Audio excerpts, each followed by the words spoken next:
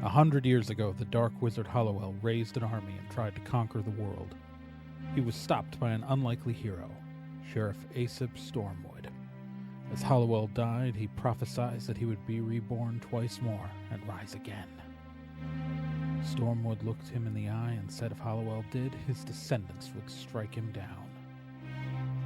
Sheriff Aesop Stormwood went on to form Stormwood and Associates to make sure they'd be ready for Hollowell's returns, a private detective, security, and federally licensed magic users agency. 25 years ago, Hollowell returned for the first time, and a Stormwood made good on Aesop's promise. But the third coming of Hollowell may not be so far in the future. But the young Raz Stormwood just might know it's coming, and she plans to be ready.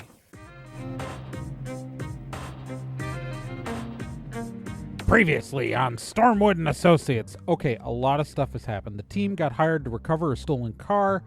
It turns out that the car was stolen by a team of car thieves, which includes NK's ex-girlfriend Michelle and Michelle's brother Turk. The only reason why that team of car thieves stole the car was because tech billionaire Damian Cole had kidnapped one of their team members, Juan, in exchange for them stealing the car. They handed over the car, but Juan didn't get handed over. So right now Damian Cole's got Juan, and he's got the stolen car, and everybody's mad. So the Stormwood team, along with the team of car thieves, is broken in the middle of the night in the ColeTech campus, the headquarters. And it's a massive, impossibly massive building held up by magic in part. And the team has been driving 3 cars through the building, and also Babbitt stole a security guard's motorcycle. And while they made it through the first 3 levels, they made it to the 4th level, which is mysteriously empty, and all of the offices, which are the only split between them and the main hallway, the giant main hallway, is glass, so they're all filled with darkness. And while there were large accommodating ramps to take them up to the 4th floor, even though the blueprint said there should be ramps to the 5th floor, those don't appear to be there. So, yeah. And it's all a bit creepy because for some reason none of the security guards have followed them up to the 4th floor. But right now the team's just concerned with trying to find the way to the 5th.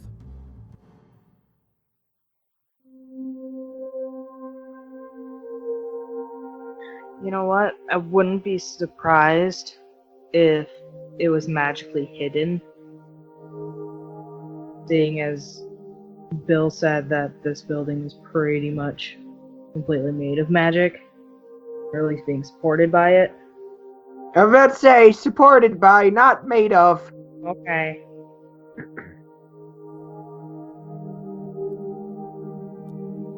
Well, I don't know where we go from here. Do we try to find the ramps? Do we try to find that freight elevator?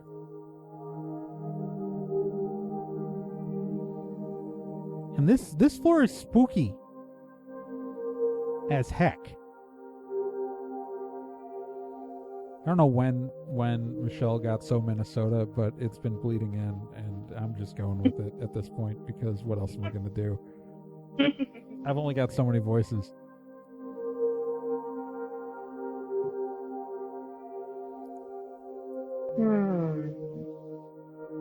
Can you just determine a specific place that's like the most spookiest, or is it just the whole floor? Well, I don't know. Right. I'm just I'm not talking about the technical term spooky. I'm talking about the fact that this, and just gestures to all the dark rooms that are completely black. You can't even see out past the rooms. We know that there are windows on the outside of the building on this level. And it's just dark.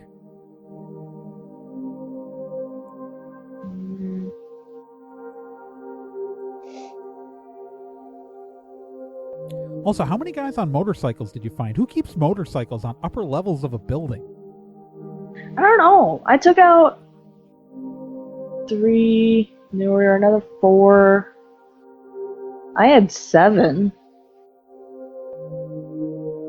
that I count. Yeah, you had 7 guys on 5 motorcycles. Right. I wonder if the freight elevator might not be our best bet. Otherwise we'd have to go hunting, searching around this entire floor, and that's going to take ages. Great. Okay.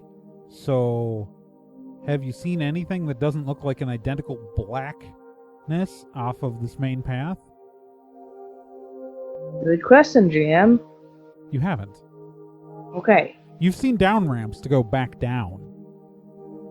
But, and, I mean, that doesn't mean, it just means that, well, I'll have Turk say it. That just means that, wherever the freight elevator is, it's through one of these areas.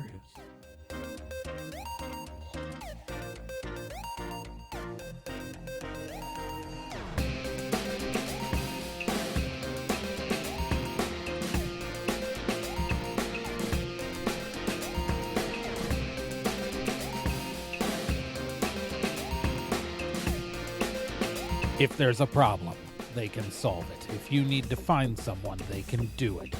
Stormwood and Associates is a detective, security, and federally licensed magic users agency.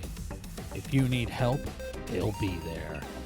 But don't get in their way, or else you'll get caught in the eye of the storm.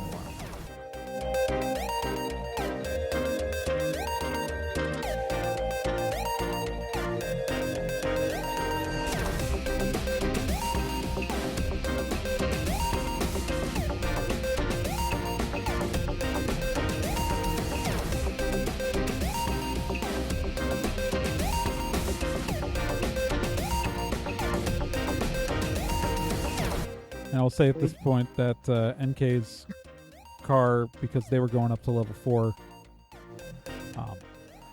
you guys are now on the 4th level. You haven't gotten to where these guys are, but Bill?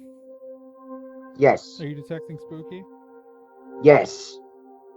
Okay, so roll me a d10. Boop.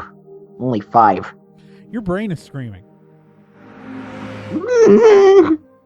Like, you don't know what this is.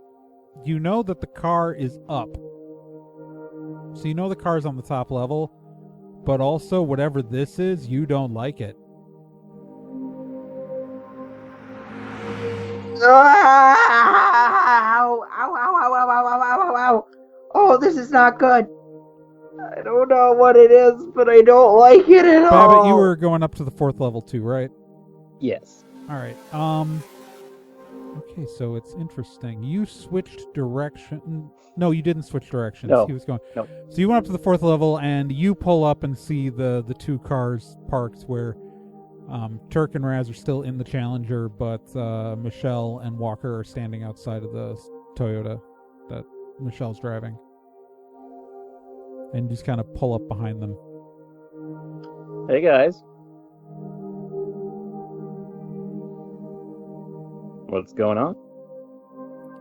We can't find the 5th floor. That's what's going on.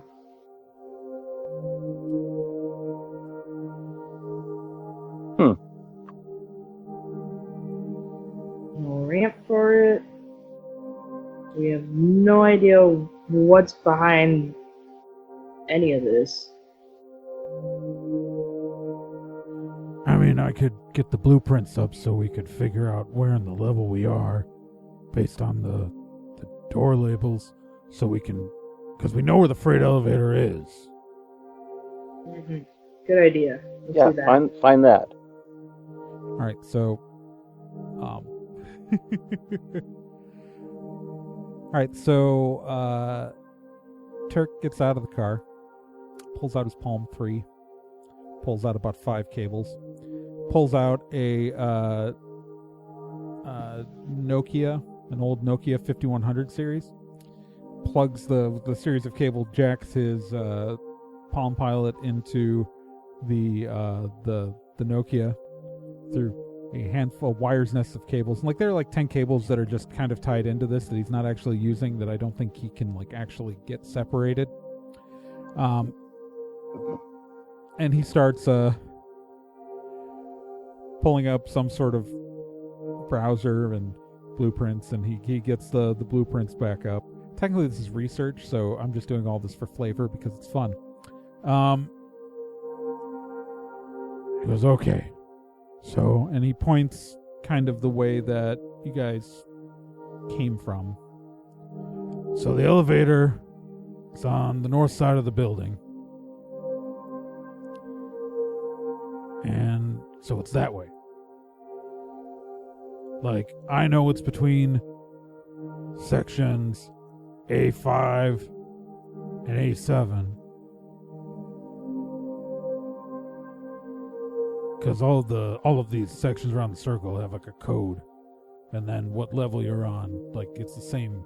So the A5 on this level is above A5 on the other one, which is above, you know. So we know it's that way.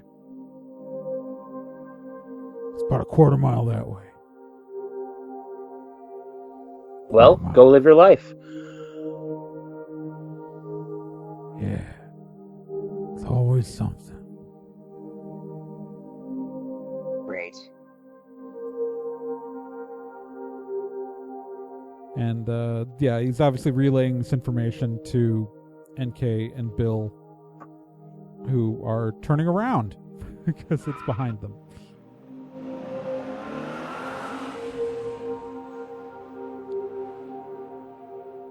All right.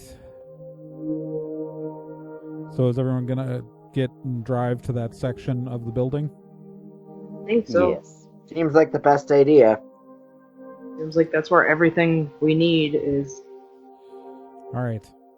So takes a little, it takes a few minutes because this is a big building, but everyone should drive your cars to what is labeled as section A5, and it is so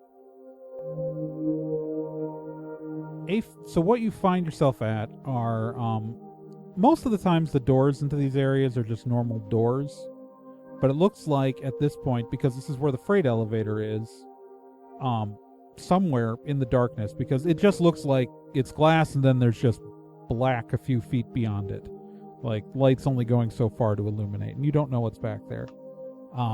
This section has two large panes of glass, kind of like as sliding doors that can open wide, because if they're bringing up something huge on the freight elevator, they need to actually be able to bring it into the main hallway.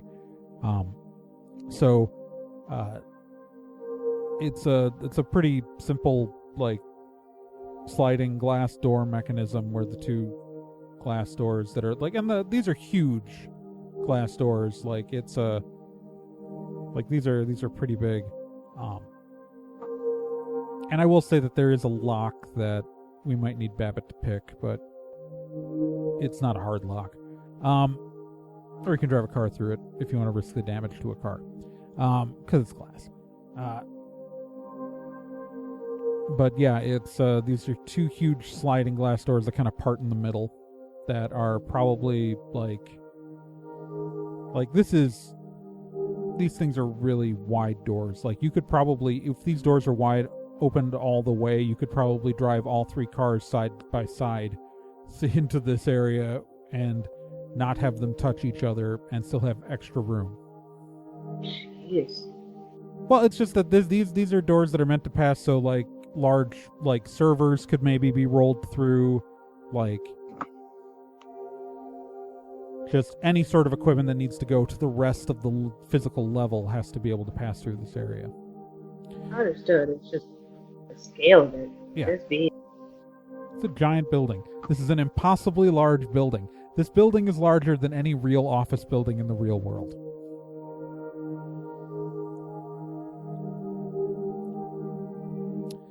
So, Babbitt, are you going to try to pick the lock? Sure. Yeah, just roll me a d10. 7. Yeah, it's the lock itself. The lock looks like it's pretty much there just to stop someone from accidentally opening it. Like, it's not really a major part of the security, because you're deep in the building. Like, at this point, like, 7 guys on motorcycles should have killed you. Yeah. Also, yes, Bill, roll me a d10. You got it. 10. It's really weird that you haven't seen any security guards, considering they kept coming out of nowhere downstairs. I don't know, I was saying it's weird that the security seems to have just, stopped. Well, they don't expect us to get here. Yeah, but they were, everywhere downstairs. Yeah, we killed them all. Yeah, but I mean, this is a big company, and this is an even bigger building. I refuse to believe that they don't have more. There were other guys on foot, right? Yeah, but they can't get here that fast. They're on foot. Yeah, but they probably have more motorcycles. I took out 2, so no, we're fine. This is not a good situation. There is some reason that there's no one up here encountering us, and I've got a bad feeling about it.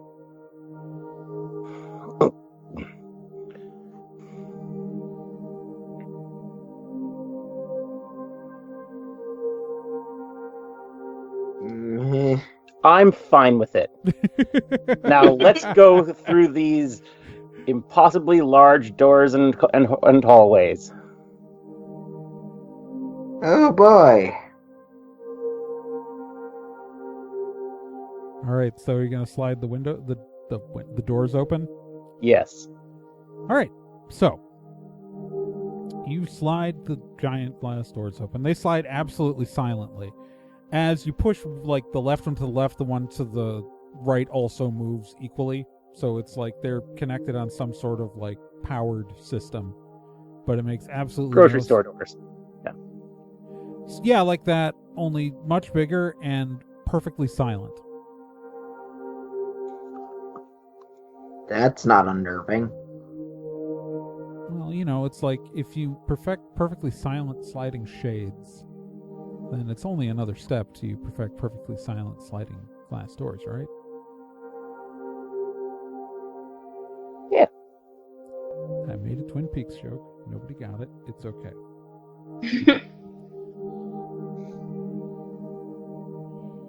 All right. So now the doors are open, and there's just blackness in front of you. I'd like to whip out my lighter and see if it does anything. If it illuminates absolutely anything. All right. You pull out your lighter, you light it. You extend your hand. There's still a little bit of illumination into the room from the hallway. So it really doesn't make a significant difference. You can probably see 10 feet in. Okay, I was actually wondering if there were, a button panel on the wall, if it was a freight elevator. Well, you don't actually see the freight elevator. You know that the freight elevator would be past the darkness. The freight elevator is on the outer wall of the building. Ah. And so there's some depth here to these offices. This is the pathway. You can see on the ground that it's a tiled path. It's carpet to the left and it's carpet to the right, but in the center, the width of these doors is kind of a tiled path into the darkness.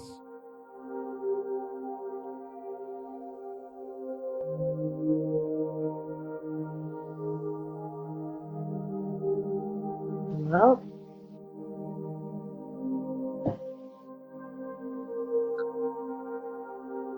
I'd say we drive through, because we could use the headlights. Okay.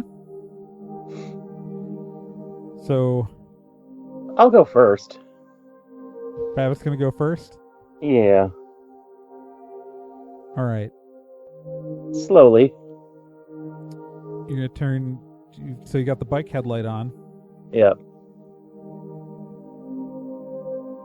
Alright. Roll me a d10, Babbitt. Hang on. Okay. 4. Alright. You guys watch... I'm just going to tell this from your point of view, not Babbitt's point of view, but what you guys see is Babbitt slowly ride the motorcycle. How fast are you going? Are you plowing ahead, or are you going just walking the bike in? Just walking the bike. Alright. At first, the darkness seems to dissipate a little bit around the headlight, but as Babbitt kind of passes a certain point, it's almost like he's, from your point of view, almost completely swallowed in darkness. You cannot see him anymore. What do I see when I look back? I'll tell you in a minute. Okay.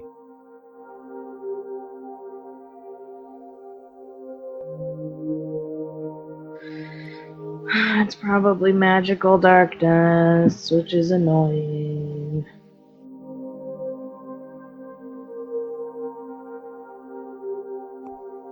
Babbitt!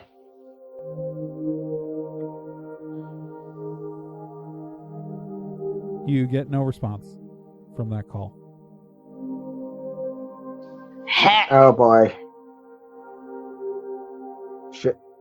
Do you want me to try dispelling the magical darkness? You can see if it'll do anything. I'm just afraid that this is going to be too powerful for you, but...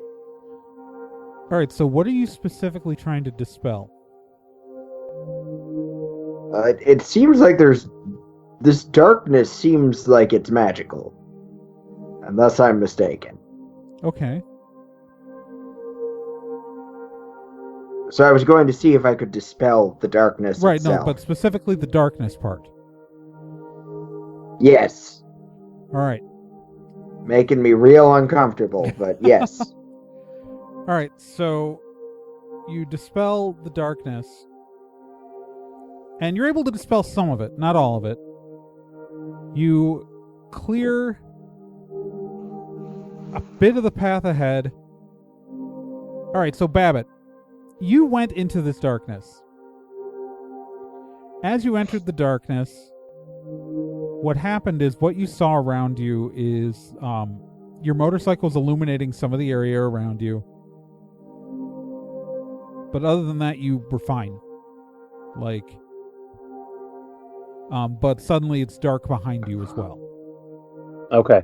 Okay? And I assume I didn't hear anyone? You did not. You did not hear Okay. anything. Okay. What happened, so what did you do once you got into the darkness? How fast did you just stop? Did you keep going forward? Did you ride your bike at full speed? What did you do? Once I looked back and saw nothing, I would have stopped and tried to contact them and gotten nothing back. Right. Okay. So you dispel the darkness. You see Babbitt. He's just standing there. Looks fine. Hey, guys. You don't hear him say that. You see him. He appears to speak. But you don't hear anything. Oh. Okay. So like a noise-canceling spell. Just out of curiosity, did I hear myself say that? Yes, you heard yourself say it. Okay, Yes. cool. You heard yourself. You're not hearing any. You as the darkness is still like massively around the area. He just dispelled some of it. Like he dispelled like a pretty good sized bubble around you. Sure. Just because this is a large field spell, and he doesn't know where the source of the spell is. It's true. I don't. Yeah, but he was able to dispel part of it. It's yeah. So Babbitt looks fine. He's moving. He looks like he tried to say something, but you can't hear him. Well, that's not great.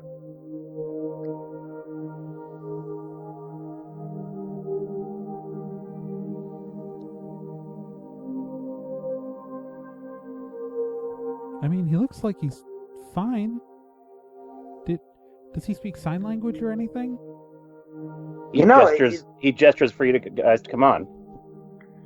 Right, so I don't know if that's Babbitt telling us to go or a trick spell telling us, trying to lure us in somewhere.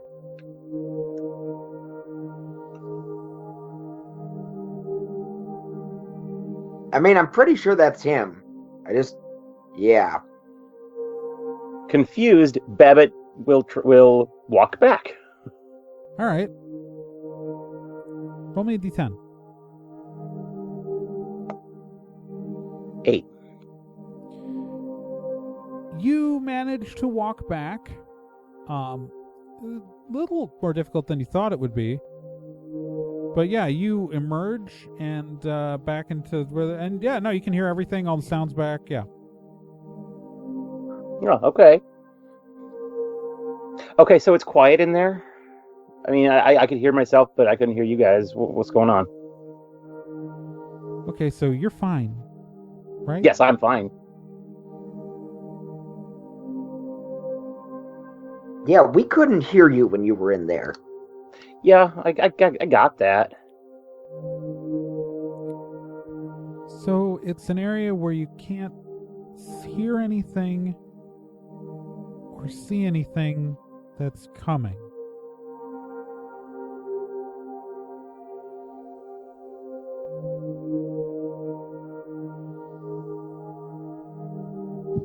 Man, that is ripe for ambushing. And there only appears to be one path through it to get to the level where everything we need to get to is at.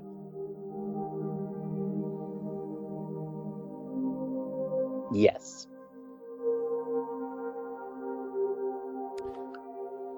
Not a fan. Not a fan of this.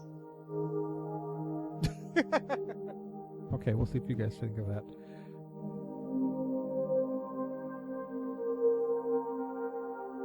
Huh.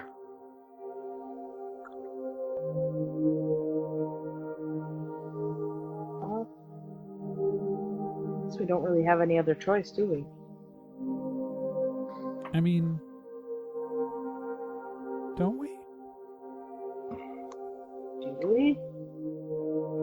Anybody got any other plans than going through a magic hallway? Well, so the down ramps are a little far away, and there are obviously a bunch of guys with guns downstairs, right? Probably a lot. But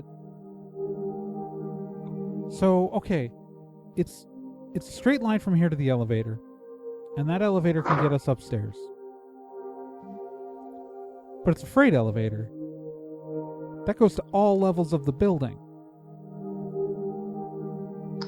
Right.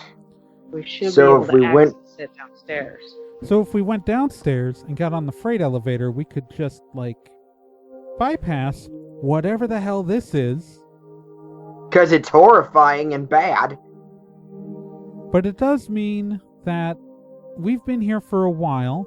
The guards aren't coming upstairs. There's no way there's not more guards. There's no way that they're not gathering downstairs for us, right? Right. Oh yeah, they were so ready to, take us on. I expect that the only reason why we had scattered amounts of people was because we took them by surprise. By now, their whole security team should be ready. So the question is, do we want to go downstairs and deal with people with guns and have to wade through a whole massive area where where we know gunfire is going to come for us, and we can only get shot at so many times before they finally get lucky and blow some tires? Or we can enter the nightmare and hope that whatever's this is hiding isn't waiting for us right now, or if it is something, that we can deal with it more easily than 80 guys downstairs. Which is scarier?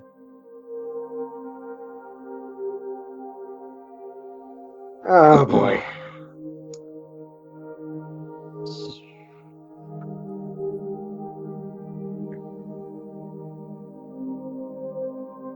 Well, I will say that I understand guys with guns. I don't understand what the hell this is.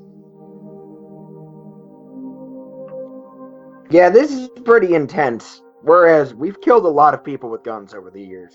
Yeah, but we've dealt with I with you have dealt with stuff scarier than this. Yeah, this is fine. Look, we're not you're- caught in an endless loop. We're not stuck in a town. And before I met you, I've had to deal with, like when we were in the town of Phoebe, that was not my first cosmic horror. It was it. Okay. We go All after right. a lot of fugitives who use magic.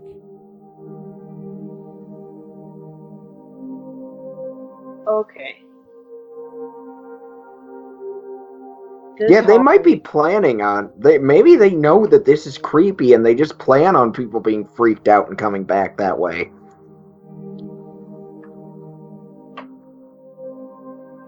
Babbitt, roll me a d10.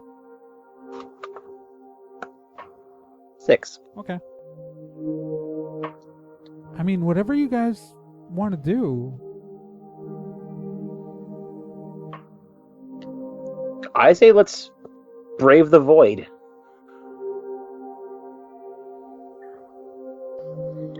May I recommend we find some way to stay, I don't know, connected to each other, so that way, we don't wander off, get lost, and never get found again? I mean, You think we should hold hands while we go? well, we're driving cars up there, aren't we? Yeah, we've got lights. We've got some small amount of light. It's fine. We can see a bit. I mean, it's...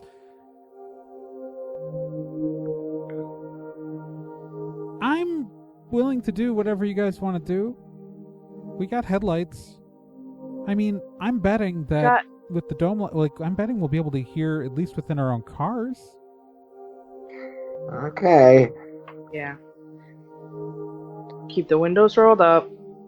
Use our comms. We'll see if they work. But, so, okay. We know that the comm didn't work for Babbitt to us when he was in the field, right? But this hallway is wide enough for our cars to go next to each other. Yeah. Side by side. Bill, come here. Let's walk inside. Okay. Are you gonna walk? We're trying something. Okay. Alright, so Bill, are you gonna actually do this? Yeah. Why not? Alright. Bill, you walk into the darkness. And Babbitt, are you also Babbitt, are you on the motorcycle still walking in? I left the motorcycle. Okay.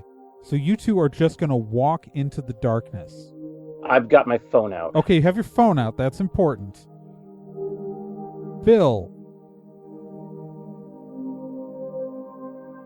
Yes. Do you have any light sources out? I take out the retractable wand. Oh, yeah, you can use Flourish. Mm-hmm. You have the skill that we never use. Yep. Alright. So you're going to use Flourish to create a little ball of light or something? Yep. Okay. You enter... So are you how close are you two together as you walk in? A few feet. I don't know. Like how many feet? I'm staying within a foot and a half. Okay. So you two walk into the darkness. Bill, roll me a d10. Oh boy. 5. Okay. So you guys walk into the darkness. The phones light up a little bit, so you can see each other. And you walk in, and within a few feet, you're engulfed in darkness. But you can see each other because of the light of your phones and a little bit of the ground. Okay. Hey, Bill, can you hear me? You can hear him. Yeah, I can hear you. Okay. I take a step back. How far back? How much space are you putting between you two? An additional 3 feet. As you step away from Bill, you can't see anything. I take a step forward then. You see him again. I will say, as Bill panicked, as you took a step back, while you couldn't see him anymore in this area, you could hear him. Okay.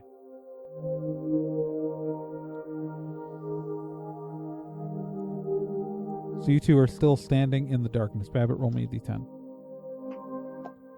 5. Okay.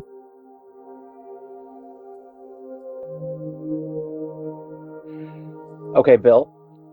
Yes. Don't freak out. I am going to walk backward a bit more to see if if I can test the limit on the audio. Okay. Okay. Okay. I'm not gonna move at all. Yes, you stay right here. Okay, I do that. All right. How far away are you going? I go back like 10 feet if I can. Yeah. So we'll say you guys went 15 feet into the darkness. 15 feet. So 10 feet back is still 5 feet in the darkness, and yeah, you can still hear Bill. Okay, You just I can't see walk him. back. All right. Okay, Bill, let's go back out there now. Okay. Okay, you doing okay? I'll be all right. How's your spooky doing? That is a good question. I detect spooky. All right. Well, first off, everything's spooky. So roll Right. me a d10 to see if we can hone it down.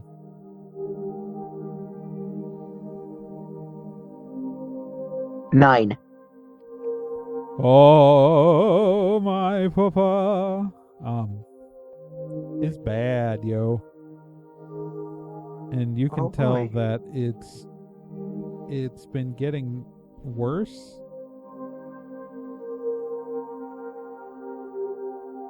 Okay.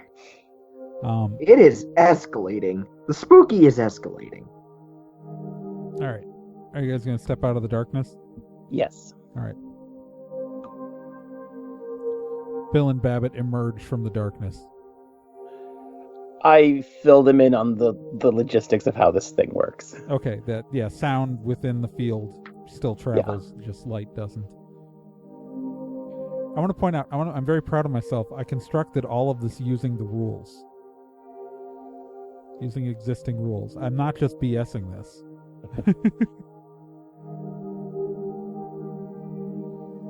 I'm using Field of Silence is one of them. Oh. Yeah, it's a ward. And protection against thing, except it's protection against light.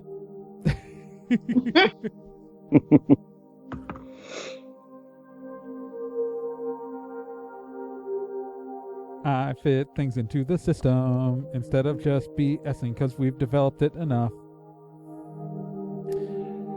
Okay, so I figure we can go in with the vehicles. We go slow. We're able to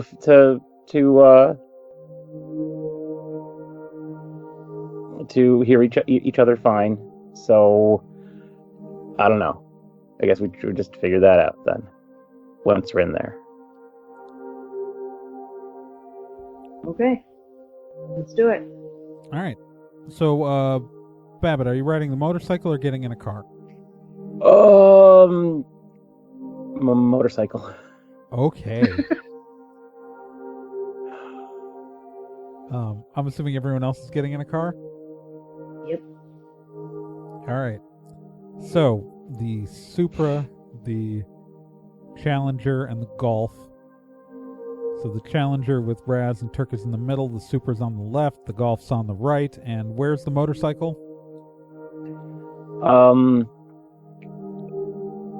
Want to go in front, between, behind? No, between, on the left.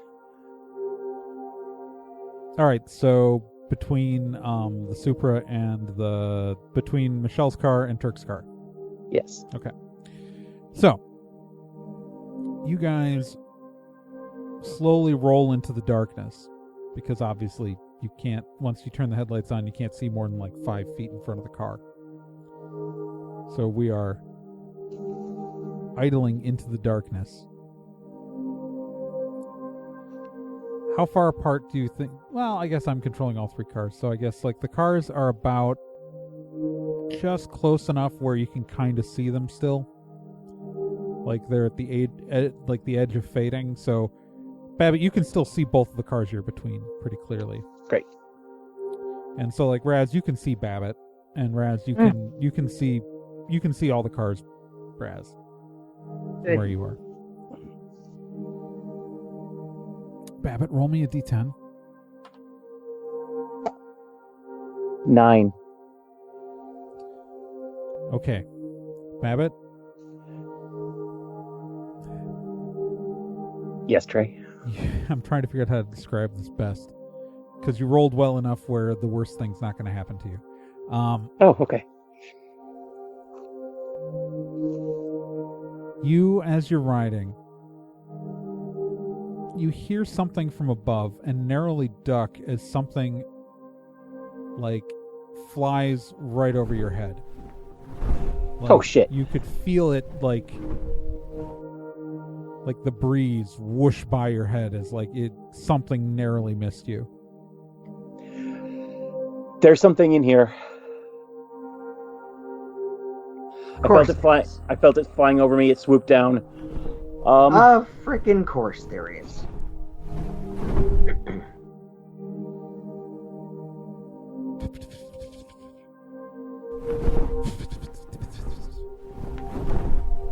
Okay. I would like to get in a car. Which car are you going to try to get into?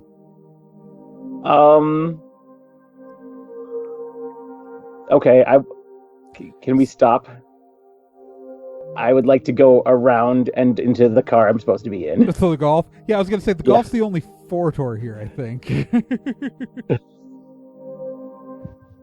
All right, so you're going to go around the front or the back of the Challenger?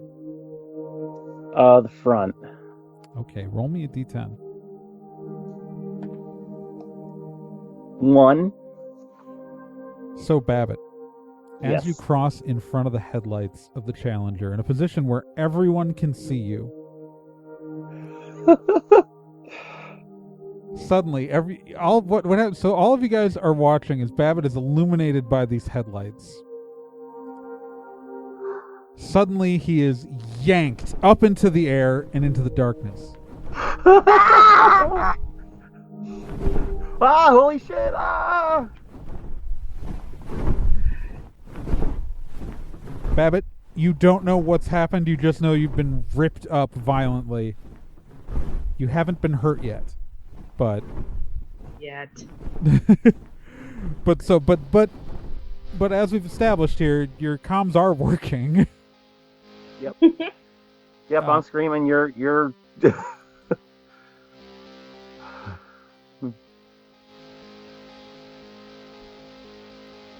I'd like to take out my phone. Oh God, you're gonna take your phone out? Uh-huh. Okay. So, whatever has lifted you up, what are you wearing right now? Are you wearing your black hoodie? Yes. Zipped or unzipped? Zipped. Okay. So you have been, whatever is like, you are like suspended by like, suspended. You're not quite hanging from the hoodie. Like whatever it is also kind of like it's you're being dragged up by your clothes though. Like so. Okay. It hasn't pierced your flesh. Right.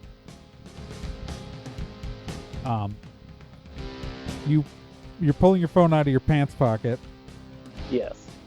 So as you reach down for your pants pocket, you can feel some sort of, you don't know if it's a claw or a talon or whatever is holding around your waist.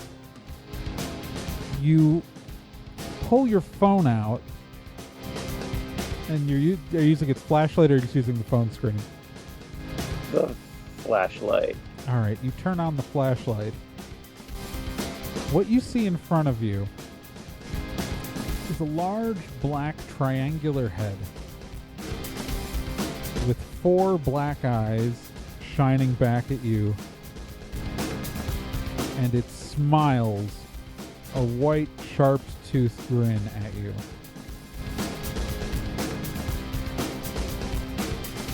Do I recognize this thing at all? You do not. Right. Bill might, but you do not. Yep.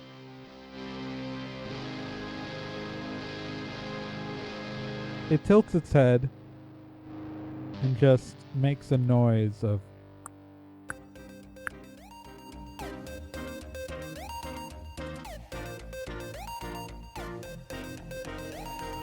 My name is Trey Dorn, and I was your game master for this session. Joining me, as always, was Kyle Johnson as Babbitt, Nick Izumi as Bill, and Gen Proc as Raz Stormwood.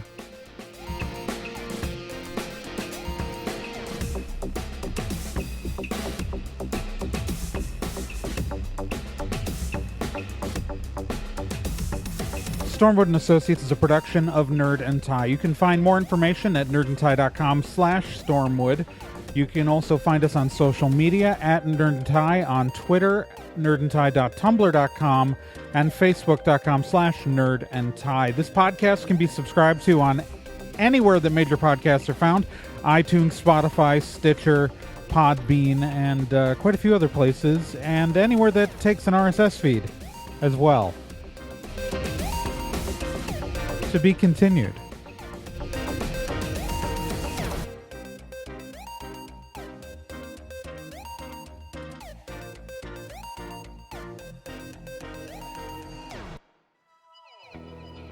Hey, while you're still here, let me tell you about another podcast on the Nerd and Tie Network. And that's Let's Be Legendary. Let's Be Legendary, the Feywild West, is a 5th edition Dungeons & Dragons actual play game. So, an actual play game like this one, but like, you know, in a system people actually use in the real world. Set in a homebrew Wild West steampunk world, the Feywild West follows two people discovering what it means to be in a relationship, all the while seeking revenge and learning the truth of their pasts. Let's Be Legendary podcast is an LGBTQ+ podcast with both main and minor characters, as well as players falling under the queer blanket. A heavy RP game with a focus on story and characters. And you can hear it every week here on the Nerd and Tie Network, and you can find all of their subscription information and links at nerdandtie.com/legendary.